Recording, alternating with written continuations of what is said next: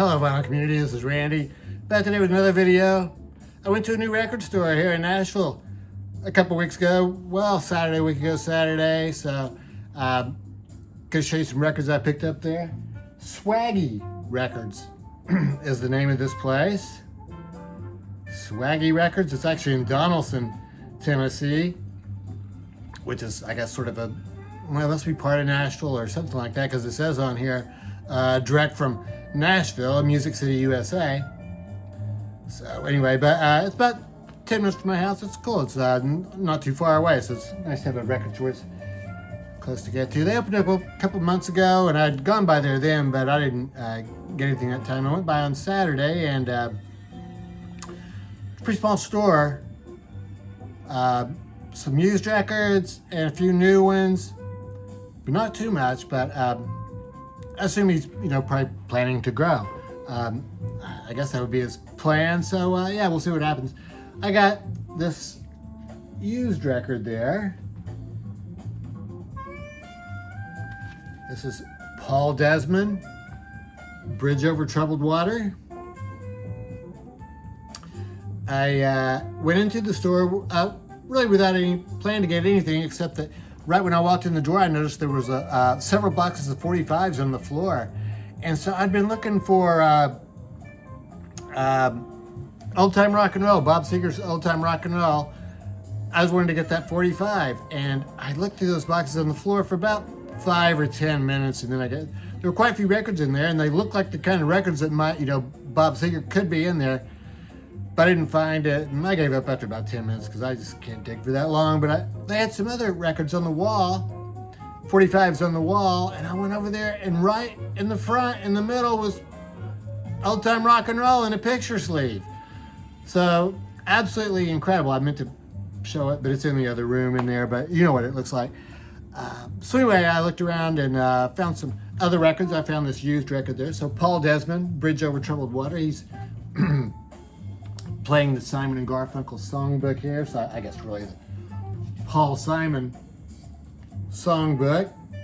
Paul Desmond is an alto saxophone player. He was in the Dave Brubeck Quartet. He's the person who wrote Take 5. And the song we just heard, I think, was El Condor Pasa, which is a cool song. It's a South American song, instrumental song. I was reading about it online. There's over 300 sets of words have been written for it. So Paul Simon wrote a set of words for it, and they recorded it. Other than that, this is sort of the songs you would expect to hear. 59th Street Bridge Song, Scarborough Fair, Cecilia, Bridge Over Troubled Water. Looks really good, pretty mellow. Herbie Hancock is playing Fender Rhodes on this one, and Airtu Moreira is playing percussion, and Ron Carter on bass. So he's got a really good band. I really like this record. Yeah, Bridge Over Troubled Water. R.E.M. Records, 1970. Preserve the Sound Outside. That's an Ansel Adams photo. Ansel Adams, famous photographer of California. Cool inner sleeve. Got a new record there at Swaggy Records. Hot Rats. This is a 1969 album. It originally came out on Bizarre Records. It's Zappa's first record that's just credited to just Frank Zappa. I guess all the ones up to then had been credited to Mothers of Invention, or Mothers. And I guess it's the first one after they sort of broken up. And gatefold sleeve, cool pictures. Some really fantastic saxophone work on here. There's also a lot of electric guitar. So violin and electric guitar. Violin on Willie the Pimp is by Sugarcane Harris. Also, Jean-Luc Ponty plays on It Must Be a Camel. I was just trying to see who it is that does the saxophone on here. I can't find it right now. Also, Shuggy Otis plays bass on Peaches and Regalia. So Shuggy Otis, very young at that point. I used to listen to his father at a radio show on KPFA on Sunday mornings. This is a really good album, Peaches and Regalia. I think it's probably the best known song, and it's an instrumental song. 4 of the 5 songs on here are instrumental. And then Captain Beefheart sings on Willie the Pimp, the only song with words. It's a really fantastic album. I think this might be my favorite Zappa album. This one or Waka Jawaka, maybe. I like the instrumental songs better, I think. I'm not a real big fan of, either Captain Beefheart or the lyrics that Frank Zappa writes. His comedy lyrics they're okay. Sometimes I'm in the mood for them, but for the most part, I'd really rather just hear his instrumental stuff. So this is a 2016 reissue on Barking Pumpkin Records. It's either Zappa Records or Barking Pumpkin Records. Okay. I have to tell you, I really didn't care much for this album cover. It's not really one of my favorite album covers there, but the rest of the albums I'm going to show in this video are all fantastic album covers, really great. Here's one of my favorite album covers ever. This is Donald Byrd, trumpet player Donald Byrd. Byrd Jazz is the name of the record. It's on Transition Records. Transition Records, and the back of it is black. You may remember that I showed a year or so ago this record called Bird's Eye View. That was also originally on Transition Records. It was picked up by Blue Note Records after Transition went out of business. But they were able to release this record too using the Piet Mondrian album cover. So Mondrian, one of my favorite artists. I really like his work. I don't find any actual accreditation on the album, but I'm sure that they must have paid his estate or something to be able to use that artwork. I couldn't find this exact one in here. But yeah, really cool artwork. So yeah, Transition Records was started by Tom Wilson, who is the guy who produced Bob Dylan for Columbia Records. He formed this record company called Transition Records in the mid-50s. They put out about 5 albums, but I guess he wasn't able to make a go of it. And the albums all got picked up by other record labels, so they all got released. Otherwise, this one was picked up by a company called Delmark. And they re-released it in 1965.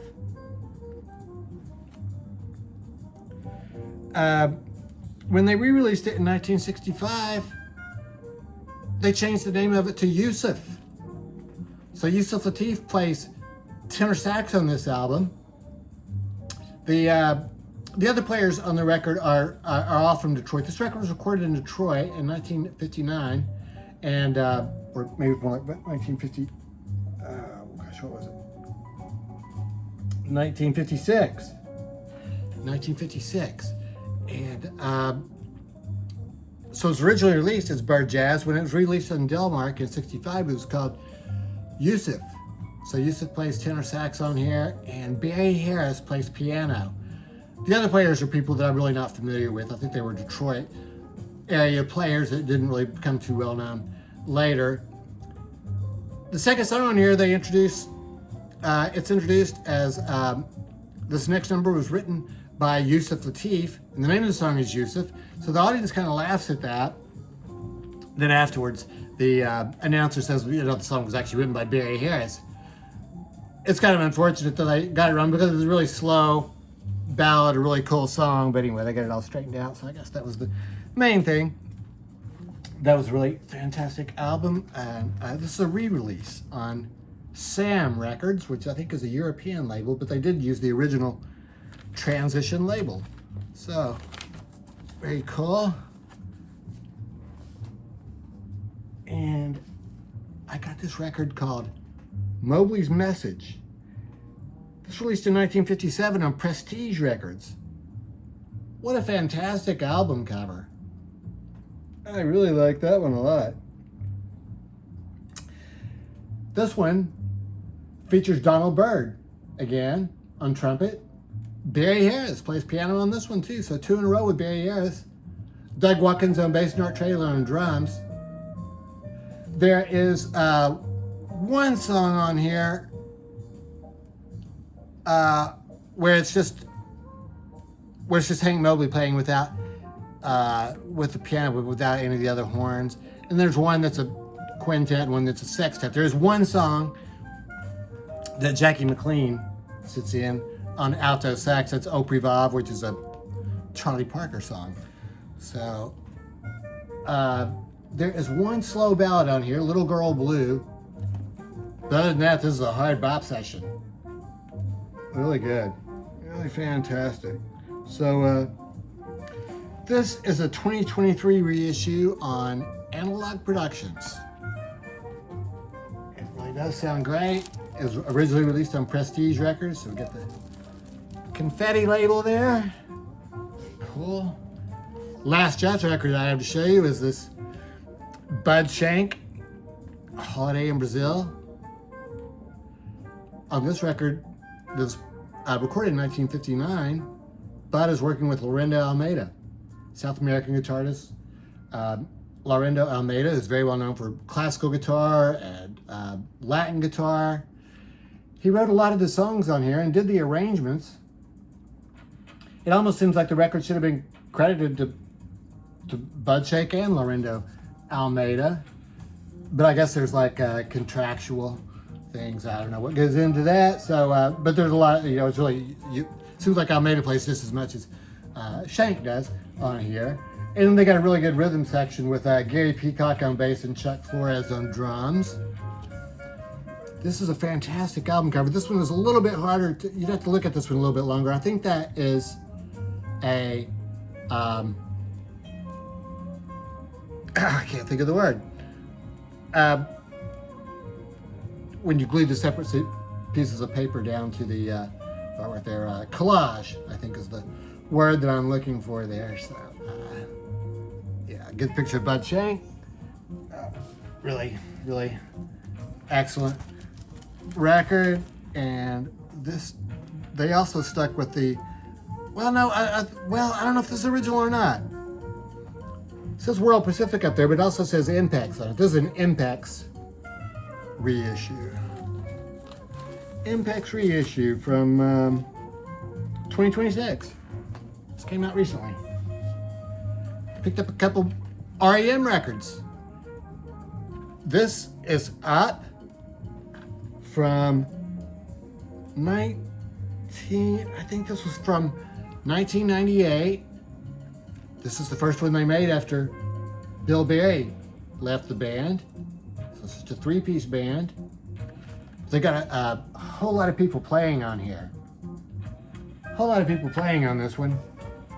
And it's very atmospheric and kind of moody and really good. Sounds fantastic. More orchestration and stuff though. Not as focused on the guitar and bass, I think, on this one, but this artwork is almost kind of like the Mondrian artwork with the blocks of color there. So that one sounds fantastic. And I got, oh yeah, I wanted to show you the, this was a 2023 reissue on Kraft Records. They split it up onto 4 sides. I was just going to show you the labels are all different. And it's okay with me, I guess, if they split it up onto 4 sides, but I wish they'd just gone ahead and made it 45 RPM because, well, it's gonna be on 4 sides anyway. Anyway, I'm just showing you what these labels look like. They're spread across 4 sides. So, really fantastic reissue, 2023 reissue on Kraft Records. And then, just absolutely another fantastic album cover. I guess I should have looked up who did these album covers. I didn't look it up. But this is I think this was a 2008. This is like 10 years later than the other one. This one rocks though. This is basically just the 3 band members. And then there's some other people working with them. Yeah, it's kind of hard to really see all. a few other people working with them, but mostly this is the band, I think, and this one really rocks. A lot of really great guitar work on here.